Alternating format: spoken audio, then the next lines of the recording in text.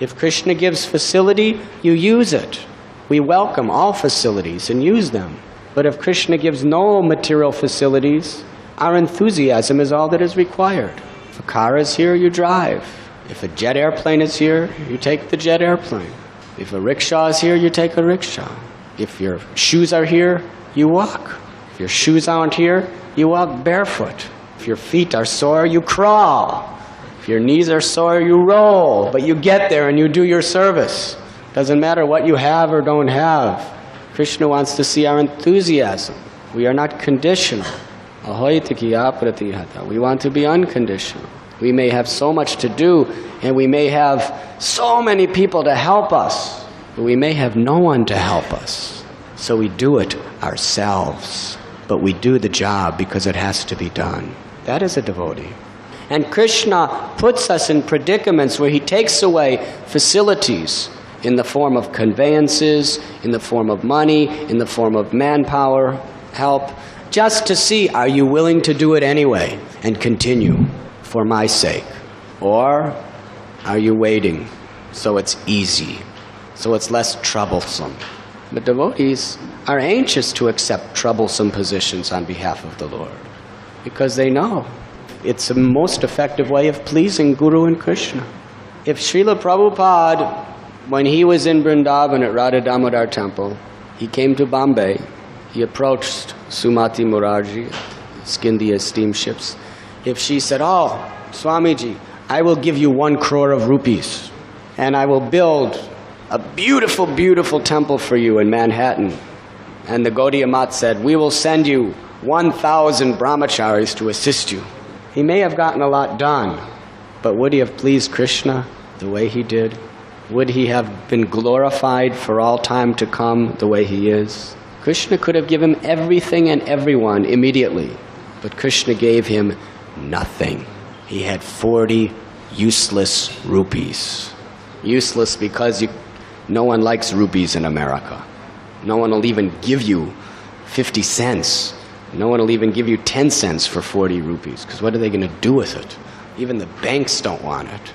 And yet, here, you are so anxious for rupees. It's all relative. And he knew no one that was virtually of any value to help him. He had one name of a person who had nothing to do with Krishna conscious, who did nothing for him except give him a bathroom to take a bath in, a little place to sleep. But he left there because there was no preaching. He didn't mind that he was 70 years old, that he was going on a steamship. Just recently, one of our godbrothers, he had a major heart attack.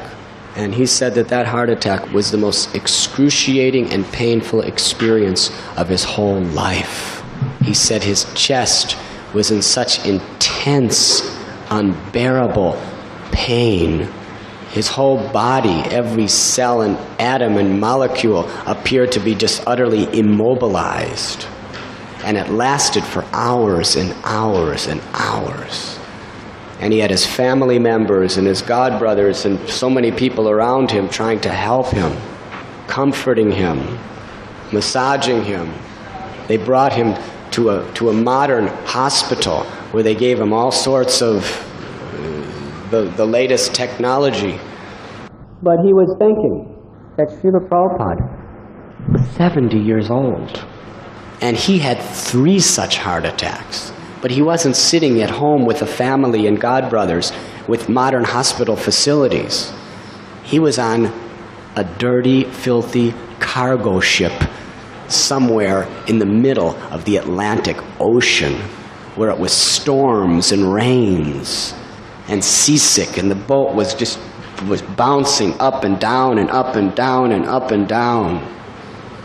And he had no one to comfort him, no one to help him. There were no medical facilities. He was alone in the middle of the ocean. And he had 3 such heart attacks in a row. And he got off that boat and he started preaching. He got off that boat, and from the moment he stepped off that boat, he began his enthusiastic endeavor to start a worldwide movement for his spiritual master. And he opened 108 temples during his life and translated dozens and dozens and dozens of Vedic literatures with elaborate purports. And he personally trained, guided tens and thousands of disciples and followers. And he was leading kirtans. And he had no help. He was alone. He had no facilities. But he had his guru's order. And that's all he required. After those heart attacks, he wrote that beautiful poem as the boat was approaching Boston Harbor. He saw all the smog and the skyscrapers and all the demoniac conditions of the American cities. And he said, Krishna, I can't do it. I don't even speak their language properly. But if you give me the words to speak that will convince their hearts, then they will be convinced. I am a puppet in your hands. Please make me dance, O Lord, make me dance. This is surrender. Of course, we cannot imitate. Through inspiration, we can follow in his footsteps and aspire to be the servant of the servant of the servant of such a great soul and follow his instructions. This is the principle of surrender. And by such an endeavor of surrendering to the Lord through his divine representatives, following their instructions, and through chanting Krishna's holy names, Hare Krishna, Hare Krishna, Krishna Krishna, Hare Hare, Hare Ram, Ram Ram, Hare. And not giving up when things are difficult. That is surrender. And by this process, we attract Krishna. By this process, Srimati Radharani herself protects us and cares for us and leads us onward through her representatives.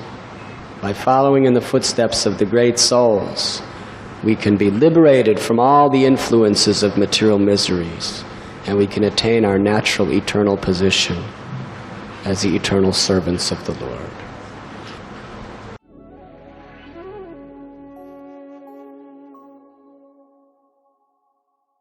You were listening to Radhanath Swami on thesacredconnect.com.